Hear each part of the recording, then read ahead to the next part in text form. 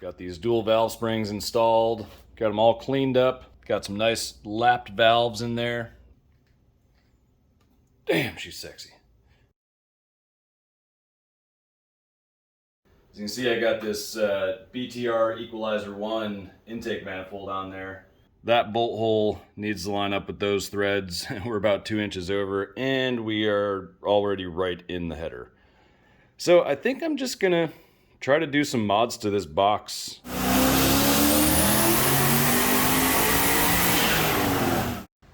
All right, blower box modification complete. I mean, I'm not getting hired by any aircraft design companies anytime soon, but this is gonna work. It was kind of a riveting experience. A bit of a blowjob, if you will. Anyway, I am using LS1 style accessories rather than the truck accessories because truck accessories aren't going to fit with this intake manifold. And I could use the truck accessories and make my own brackets, but I had some LS1 style stuff around. I do have to get a new harmonic balancer. That's on its way, should be here in a couple days. So right now what I'm working on is getting the AC compressor mounted, and part of the frame is very much in the way right here. So we're going to get hacking in and notching again. Gonna cut that out, plate it back in. We'll see how it goes. I'm not too worried about it. Are you worried about it? I don't know.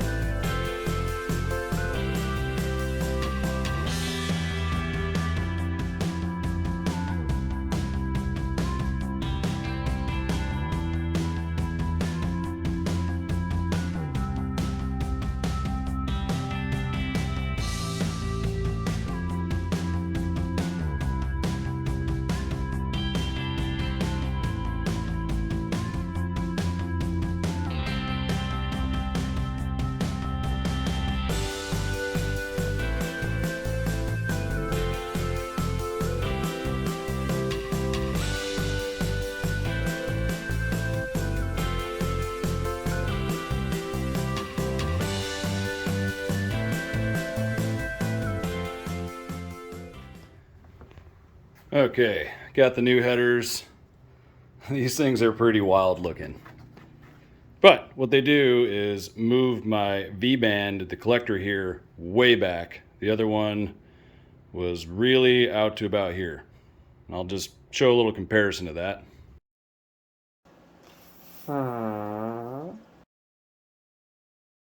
And these things were designed for a turbo LS swapped S10, so it had room supposedly for the steering column to come down through, but that didn't really work out right.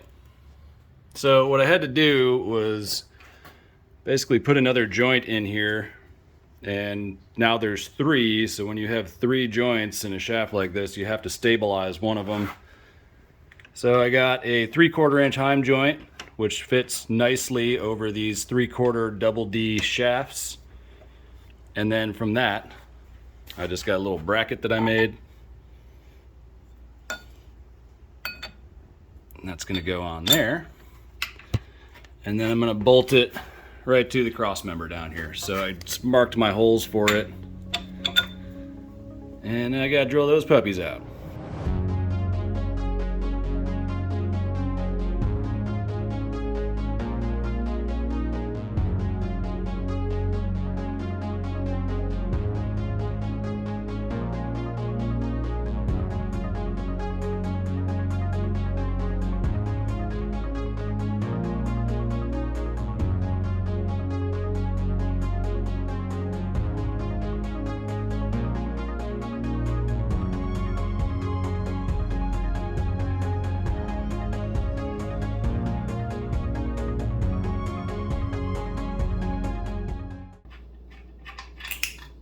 So my little compressor idler pulley here had a nice big chunk taken out of it. So I was trying to find one just to buy a replacement, and I can't find any new. And used ones, people want $100 for that. What does the world come to? So I'm just gonna make one.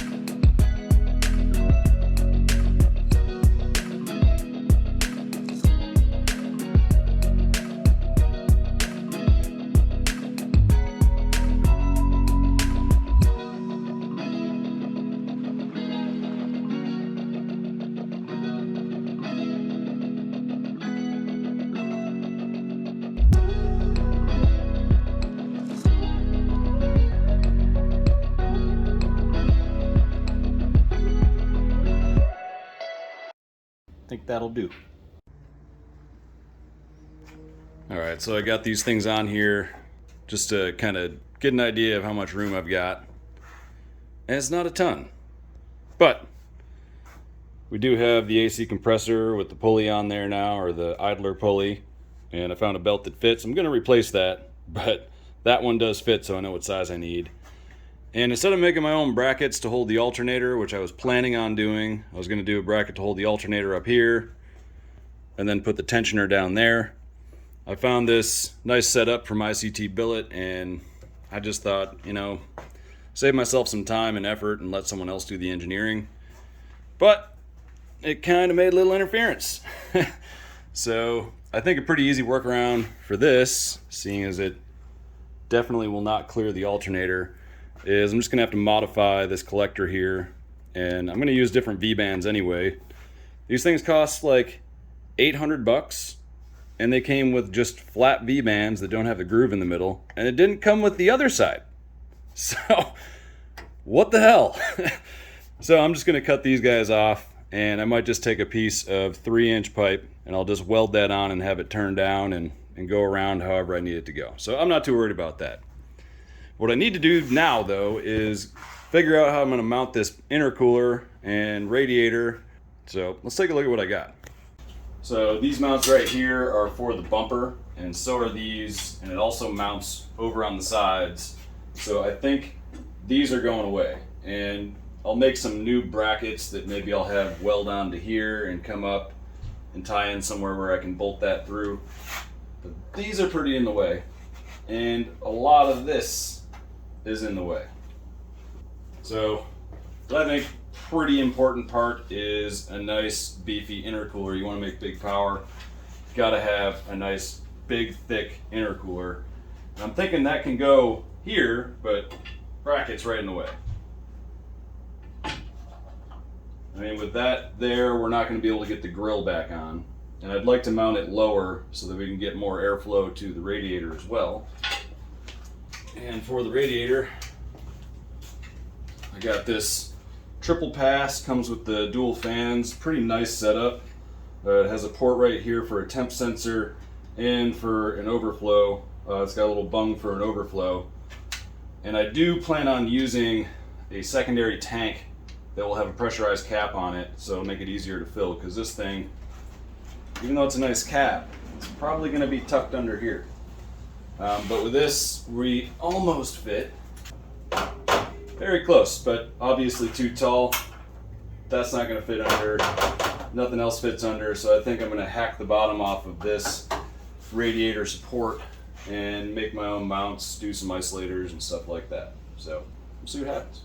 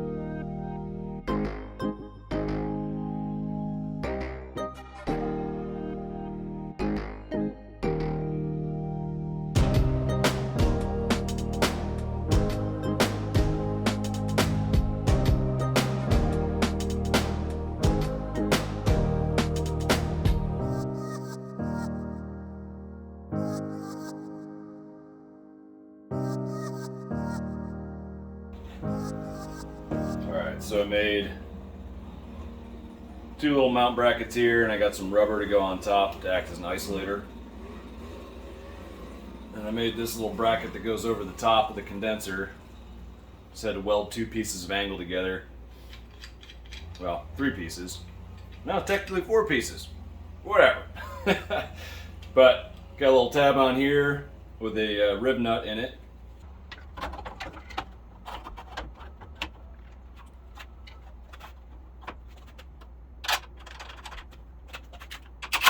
we go. Just one bolt to hold that in.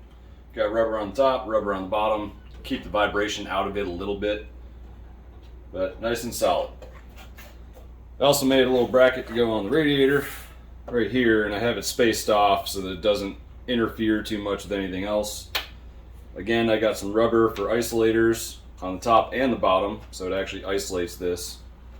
And then I put in some rib nuts on the side, and as you can see, there's only one on each side because I kind of ran out of M8 rib nuts, but I got more on the way, and these will at least hold it in for now.